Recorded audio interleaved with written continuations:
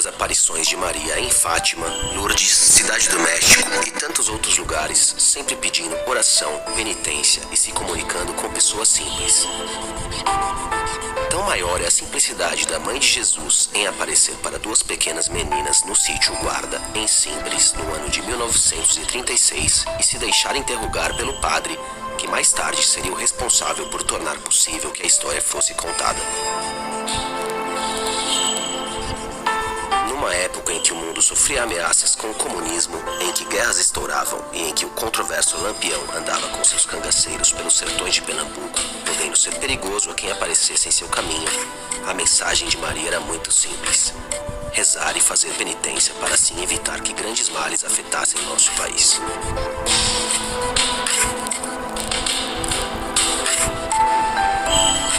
Mas o que levou as duas meninas e o padre que investigou a aparição a fazer 50 anos de silêncio, mesmo com muitas pessoas sabendo do que havia acontecido naquele local?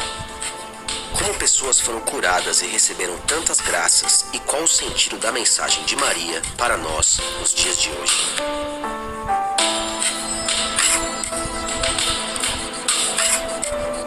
Quando criança, Maria da Luz, que mais tarde ficaria conhecida por Irmã Adélia, já era muito amiga de Maria da Conceição, cuja família não tinha uma boa condição financeira e passava por sérias dificuldades. Assim, foi convidada por Maria da Luz a morar em sua casa por um período, já que as condições de sua família eram melhores. Ana Lígia, autora do livro O Diário do Silêncio, que deu origem a este documentário, estudou o assunto por mais de 3 anos e revela detalhes sobre as duas confidentes e as aparições de Nossa Senhora. Eles tiveram uma identificação espiritual muito grande, as duas brincavam juntas, rezavam juntas, iam para a missa juntas, tinham aproximadamente a mesma idade. Maria da Conceição 2 anos só mais velha do que Irmã Adélia, então Irmã Adélia tinha 13 anos e Maria da Conceição tinha entre 14 e 15 anos. A vila de Simbres, onde a família de Maria da Luz residia em um pequeno sítio, tem uma história interessante com a fé católica. A vila surge em 1659 ou início de 1660, com a fundação de uma missão da Congregação do Oratório pelo padre João Duarte do Sacramento. Em 1762, documentos já citam que naquela vila há uma igreja dedicada a Nossa Senhora das Montanhas. O título vem do fato dos indígenas terem encontrado uma imagem de Nossa Senhora em cima de um tronco de árvore. Por 3 vezes, os oratorianos levaram a imagem embora, e por 3 vezes a imagem voltou a aparecer em cima do mesmo tronco.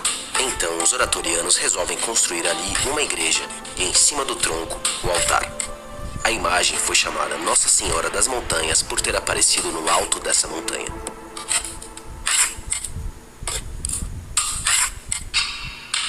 No dia 6 de agosto de 1936, as duas meninas colhiam mamonas nas serras de Simbres, quando Maria da Conceição avista algo que mudaria para sempre a vida das duas e a história da região. Porque era uma mulher muito bonita, segundo elas, com uma criança no colo.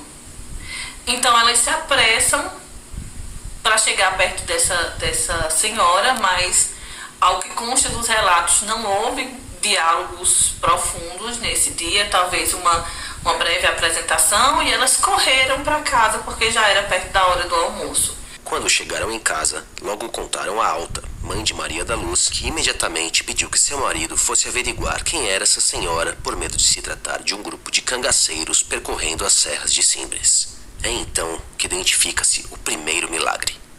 Ela fica surpresa de como Maria da Luz e Maria da Conceição, duas crianças franzinas ainda, conseguiram chegar até o local que elas apontaram ter visto essa senhora. Era no meio de xique-xique, de cacto, no meio de pedras, lugar escorregadio muito perigoso, com muita dificuldade de se conseguir chegar. E elas foram sem rasgar os vestidos, como relata o diário do Padre Kelly. A partir de então, inicia-se uma sequência de aparições que resultam em grande comoção popular, romarias e milagres. Foram mais de 40 aparições de Maria sob o título de Nossa Senhora das Graças, sempre com o mesmo teor, pedindo penitência e avisando sobre o risco do comunismo entrar no Brasil, além de devoção ao Sagrado Coração de Jesus e ao Imaculado Coração de Maria. Como esses comentários aumentaram por demais, a Igreja Católica achou por bem intervir em caráter caráter de prudência e designou o padre José Kerley para ser o inquisidor dessas aparições. Joseph Kerley nasceu em 19 de maio de 1881 em Rheinstetten, na Alemanha.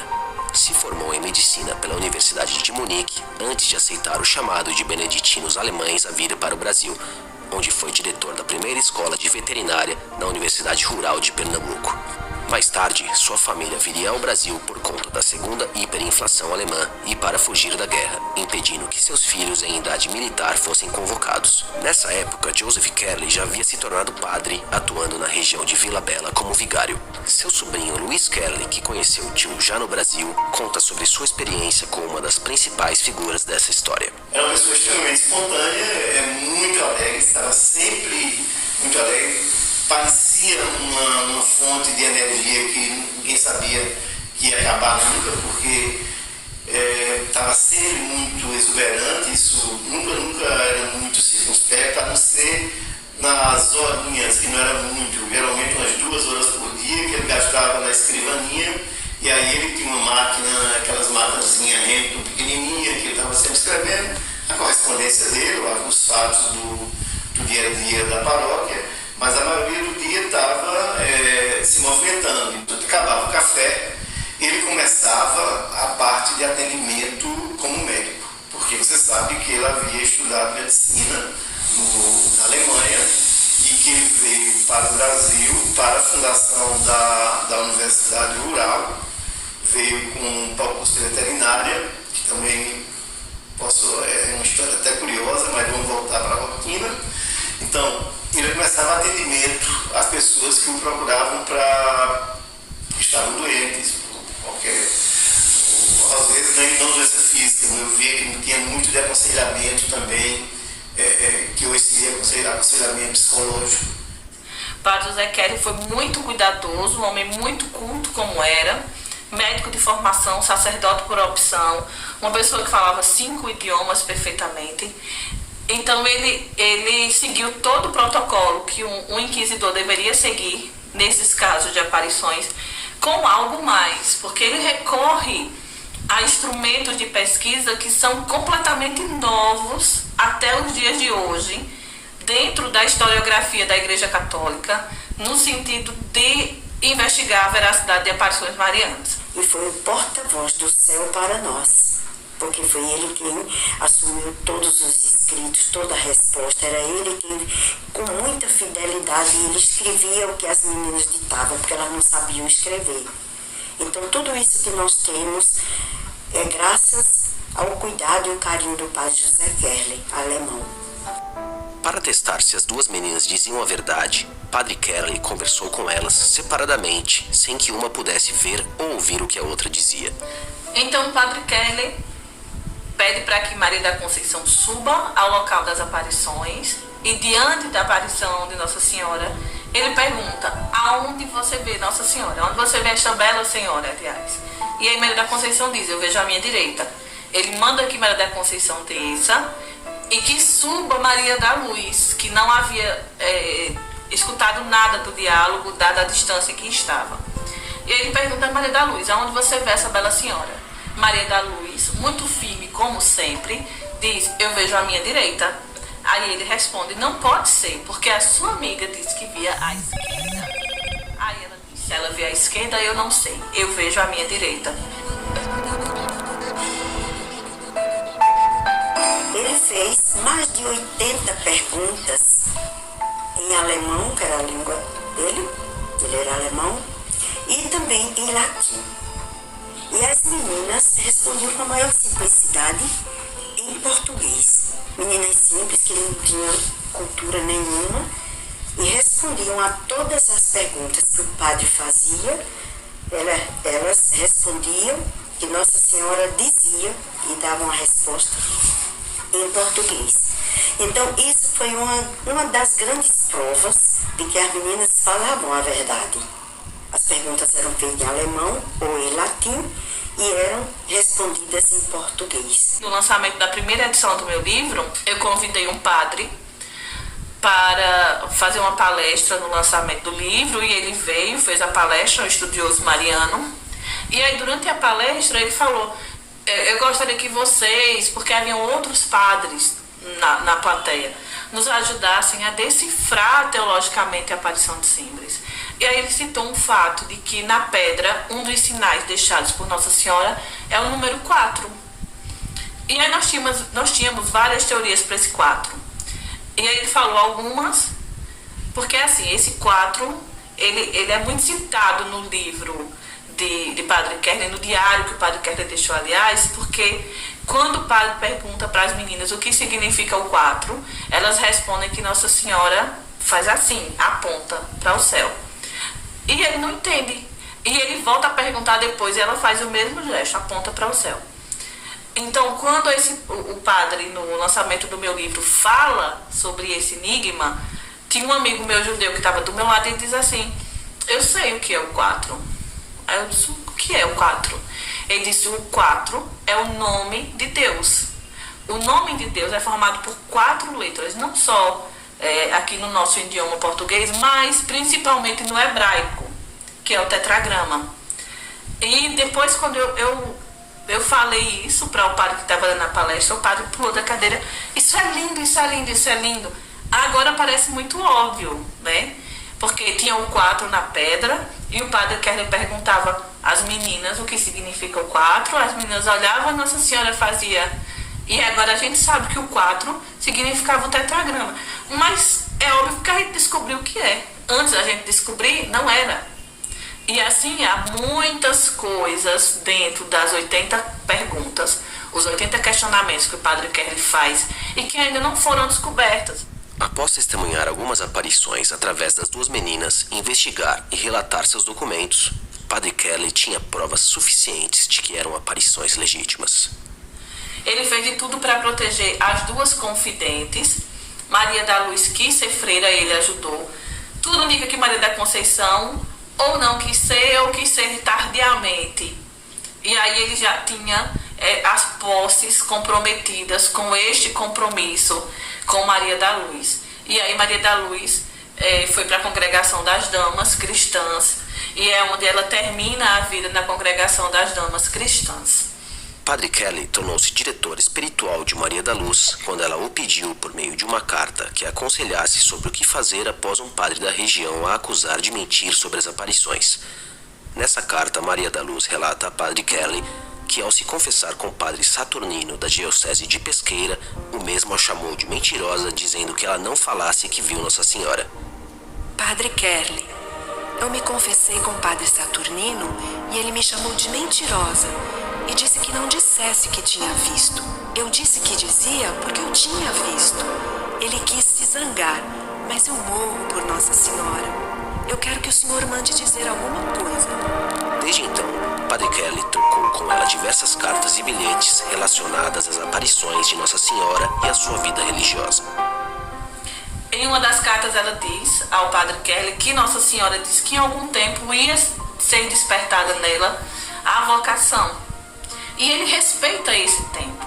Não tem nenhuma correspondência do Padre Kerley que provoque, que incentive ou que cobre. Agora, quando ela diz, eu quero ir ao convento, eu quero ser freira, aí ele mexe com o mundo, ele pede ajuda a pessoas, ele recorre a congregações como as Filhas de Maria, para conseguir levá-la ao convento. É importante ressaltar o cuidado que Padre Joseph Kerley teve de guardar todos os registros, desde seu primeiro contato com a aparição até a última carta que trocou com a irmã Adélia. Isso permitiu que todo o trabalho de pesquisa e apresentação fosse realizado, impedindo que tais registros caíssem no esquecimento e revelando uma história rica em detalhes, em que Nossa Senhora se permite ser interrogada, transmitindo mensagens em aparições sem precedentes no Brasil. Essa documentação ficou muito bem guardada pelas damas da Congregação das Damas Cristãs, e elas foram muito generosas a ceder essa documentação para a minha pesquisa. E dentro dessa documentação havia o diário da irmã Adélia, havia o diário do Padre Kerley, havia o diário do Frei Estevão, que era um franciscano e que ajudou muito o Padre Kerley no entendimento mariano e teológico de todos esses fatos. Então, porque eu fundamentei em cima desses diários, é que eu chamei o livro de O Diário do Silêncio. Porque eles passaram 50 anos em silêncio, tanto o Padre Kerley, o Frei Estevão, Irmã Adélia, e depois descobrimos que também Maria da Conceição.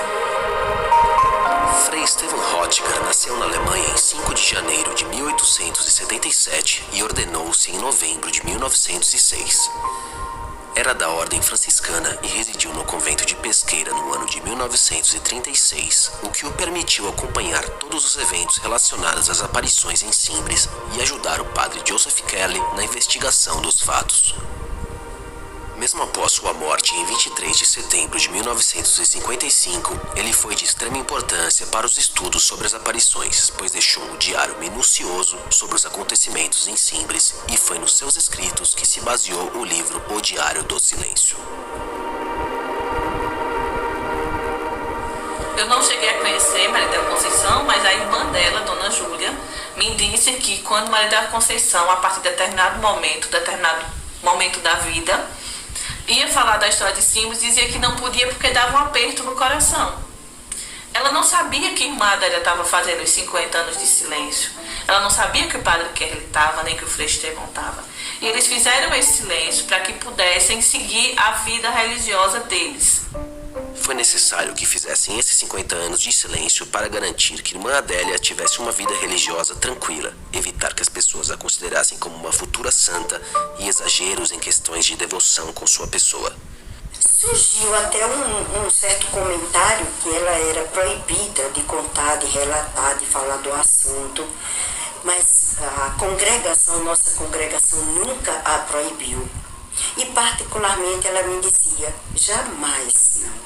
Agora, houve um fato que nem todo mundo conhece. É que ela pediu ao seu diretor espiritual que a proibisse de falar. Porque como ela era muito obediente, ela tendo uma ordem externa, para ela era mais fácil. Então ela pediu, aí ele se confessou, que a proibisse de falar. Então ela se sentiu muito mais segura. Quando as pessoas perguntavam, ela dava sinal de que não tocava nesse assunto. Ela não se sentia superior por ter visto Nossa Senhora. Pelo contrário, ela achava que por ela ter visto Nossa Senhora, ela precisava ser a mais humilde das pessoas. Inclusive, quando rompe-se esse silêncio, é quando ela foi diagnosticada com câncer em estado terminal. O médico deu a ela 3 meses de expectativa de vida. E aí ela pede para vir se despedir aqui em Simbres. E quando ela vem se despedir do local, uma das freiras relatou a mim que ela chorava muito, muito, muito, porque ela teve um conflito muito grande naquele momento. Porque ela achava que, por ela ter feito aquele período de silêncio para que pudesse ter uma vida religiosa, cuidar dos pobres, ser reconhecida e tudo mais, apesar de que muita gente sempre soube quem ela era, ela podia ter impedido que muitas almas se salvassem ou se convertessem. Irmã Adélia, já gravemente doente e sentindo sua saúde enfraquecida, decide pedir à sua superiora, Madre Bernadette, que pudesse revelar às suas irmãs do convento a grande história das aparições que ocorreram quando jovem no sítio Guarda, em Simbres. Então, convidou um grupo de irmãs para que ouvissem seus relatos. E como ela estava muito doente, ela pedia, naquela ocasião, uma oportunidade de ainda voltar lá ao sítio Guarda para que ela pudesse recuperar um pouco o seu pedido de perdão pelo silêncio que ela vivera durante muitos anos. E Madre Bernadette, na ocasião, consentiu. Disse que ela tinha todo o direito de convidar algumas irmãs que ela tivesse mais intimidade para acompanhá-la nessa viagem. Chegando lá, ela nos convidou a subir até o local onde tinha acontecido as aparições. Mas foi muito difícil. Na época, o acesso ao alto do monte ainda era muito difícil, com muitas pedras, degraus estreitos, num percurso muito íngreme. Após uma subida de desafios, chegaram ao alto do monte, onde Nossa Senhora havia aparecido mais de 40 vezes. Irmã Adélia, então, começou a falar e fez uma oração muito forte de desabafo. E ela pedia a Nossa Senhora perdão Por todo o tempo que ela tinha se mantido em silêncio, não tinha comunicado, revelado aquela graça, aquele mistério extraordinário. E por isso talvez o Brasil não tivesse melhorado, porque ela não tinha transmitido a mensagem do céu. Minha Mãe do Céu, se é para que eu ainda possa revelar todo esse mistério, dizer às pessoas essas graças, então que eu ainda possa viver mais um tempinho. A senhora sabe que eu sou muito fraca, eu não sei sofrer, mas se a senhora quiser que eu ainda espalhe essas bênçãos e graças, a senhora peça a seu filho, peça ao Pai, para me conceder ainda um tempo de vida aqui na terra. Eu sou muito fraca para sofrer.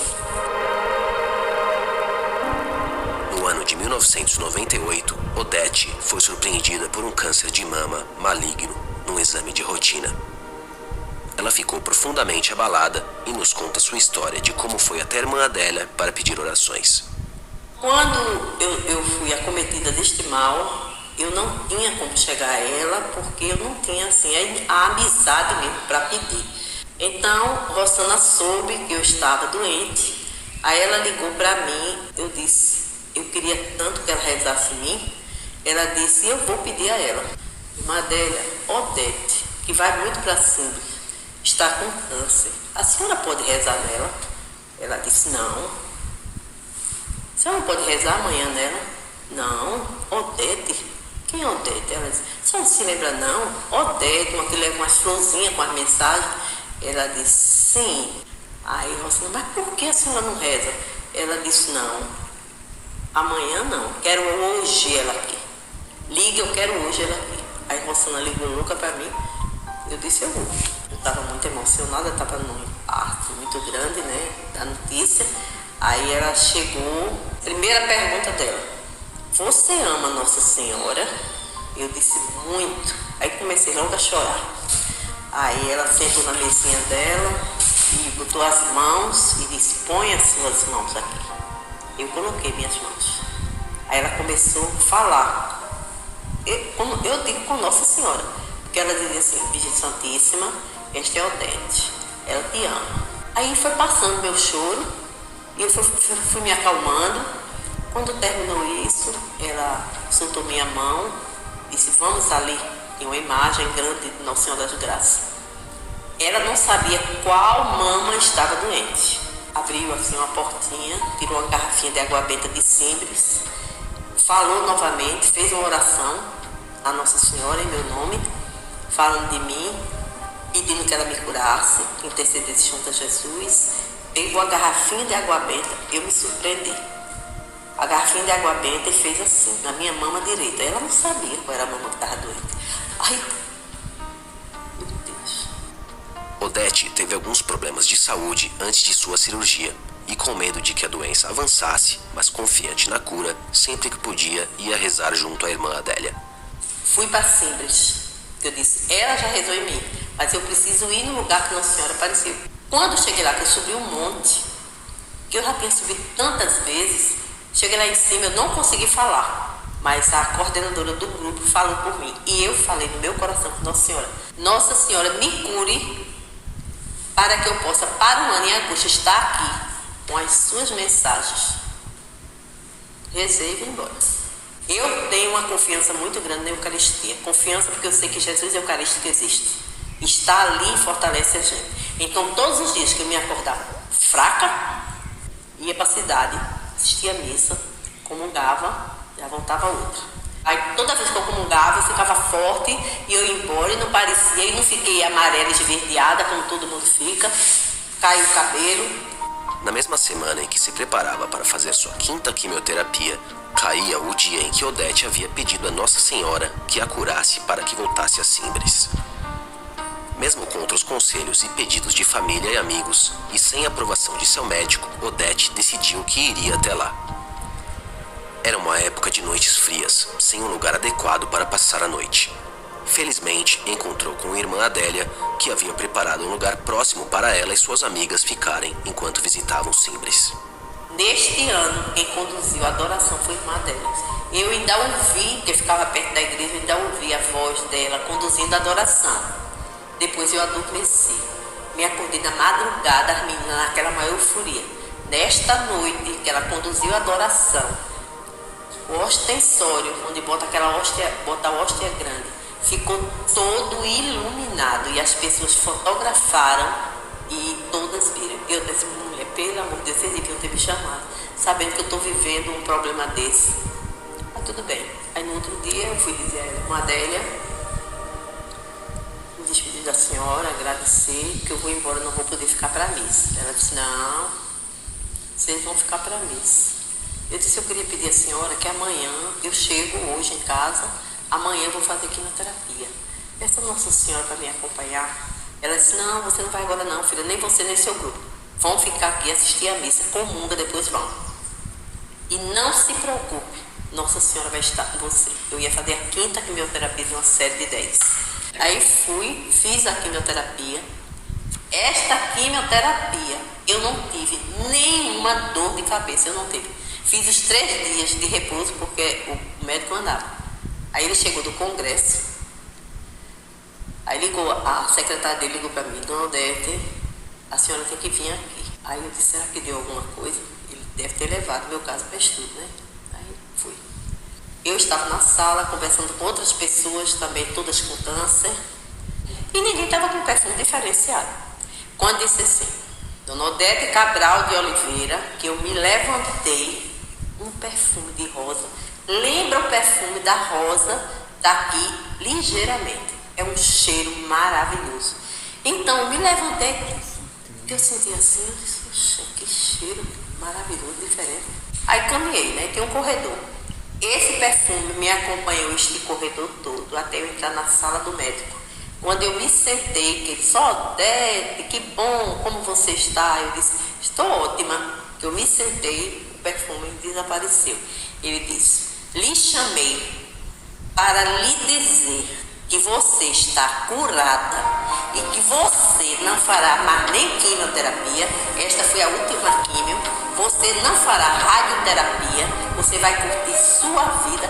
Menina, eu fiquei pasma, assim, sabe? Eu disse, foi Nossa Senhora que pediu a Jesus. Aí, o que eu disse? Foi. Você nem sabe o que é. Eu contei a ele o que eu fiz. Você fez isso? Foi. Você não estava aqui? Eu fui sem sua ordem. Mas estou curada. Se você está curada, meu filho. E esse meu filho teve um acidente. Ele caiu do 5º andar. E eu, no momento que eu recebi a notícia, era mais ou menos de meia-noite para 1h da madrugada, eu estava rezando o texto de Padre Pio, quando recebi o telefone dizendo que ele tinha caído, portanto, morrido. Saí de casa com meu marido desesperado, os outros irmãos também desesperados, e fomos para a casa da minha sogra, onde se encontrava. Realmente lá tinha muita gente, ele estava a ambulância já saindo, eu corri para que ele reza nele, eu pedi a Jesus que o acompanhasse, que Nossa Senhora o acompanhasse. E que Jesus mostrasse o melhor caminho. Nós seguimos, lá chegando no Hospital das Clínicas, da Restauração, não tinha vaga. Aí ligaram para mim perguntando onde levaria. Eu escutei uma voz no meu ouvido, um sopro dizendo Esperança. E eu mandei ir para o Hospital Esperança. Daí passaram-se 3 meses, ele entre a vida e a morte. Nesse período, a minha amiga Odete conversou com a irmã Adélia, mas não contou a ela que era proibido contar o que ocorreu com meu filho, porque ela gostava muito de mim. E ela, como era uma velhinha, e não poderia dizer para ela exatamente isso. Então, eu fui lá, depois eu estive lá, e quando eu lá cheguei, ela disse para mim que já sabia tudo, que Nossa Senhora tinha contado para ela o que aconteceu com meu filho. Mas que olhou para mim, botou a mão na minha cabeça, rezou, e disse para mim que Nossa Senhora esteve com ela uma noite antes e disse para ela que estava com o meu filhinho, que era o meu filho, A irmã dela contou a ela o acontecido, ela nos chamava, a mim e Odete, como amigas fortes, e disse para Nossa Senhora que o filho da amiga dela forte, que era Nevinha, que sou eu, disse para ela que o que aconteceu com meu filho, todos os pormenores que eu não tinha conversado com ela e nem ninguém conversou, mas ela sabia. Então Nossa Senhora disse que não se preocupasse e que ela estava com ele. E realmente, depois de um período, meu filho, desenganado por todos, o fígado dele partiu em 3 pedaços, foi desenganado, ia submeter-se a outra cirurgia. E a irmã dela rezou por ele, eu fui no Santíssimo rezar também, como ela mandou.